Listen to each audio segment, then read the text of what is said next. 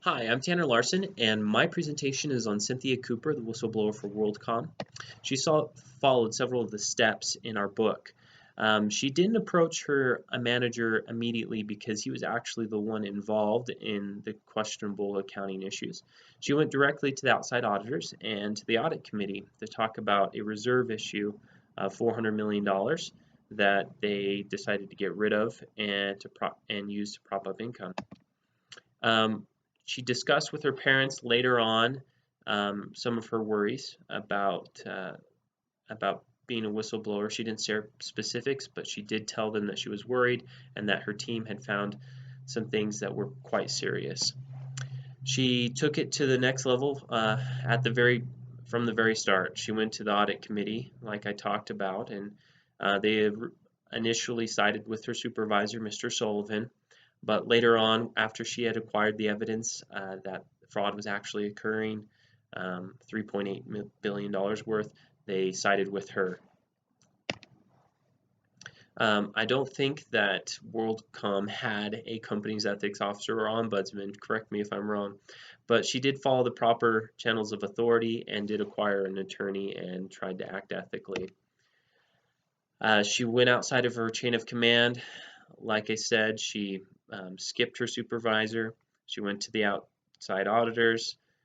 She also even took on things that weren't within her normal scope of her duties, like performing financial audits. She usually did audits over internal controls.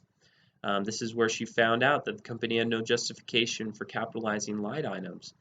And um, when she found this out, it kind of was one of the last straws that she took that information to the outside the company.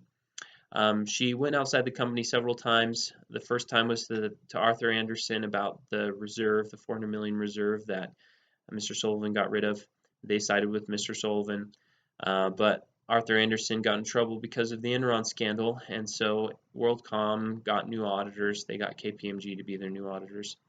They got a request. WorldCom got a request from the SEC to furnish more information because their income looked suspicious. They were showing in growing income while their competitors in the same industry were showing losses.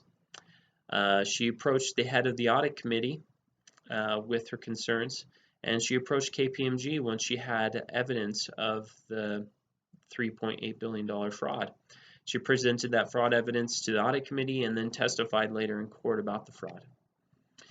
Cynthia Cooper did not leave the company initially after blowing the whistle. She actually stayed on for a couple years after blowing the whistle so she could protect her staff from losing their jobs. Cynthia knew how to put things off until tomorrow. She wasn't against having difficult conversations. She knew how to do that, but she didn't jump to conclusions, and she thoroughly investigated the facts. And then when she had the information, the knowledge that things were actually not right, she took that information once again to the outside auditors and the audit committee. She knew when to pick her battles. When she lost the battle about the $400 million reserve, she didn't press it further. She went and dug deeper. And then when she had the evidence that fraud was going on, then she took that and she to the audit committee and she won the fight. She also knew how to bend the rules.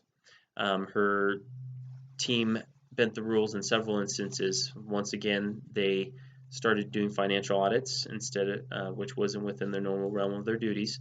They tested software so they could get better access to journal entries and financial information.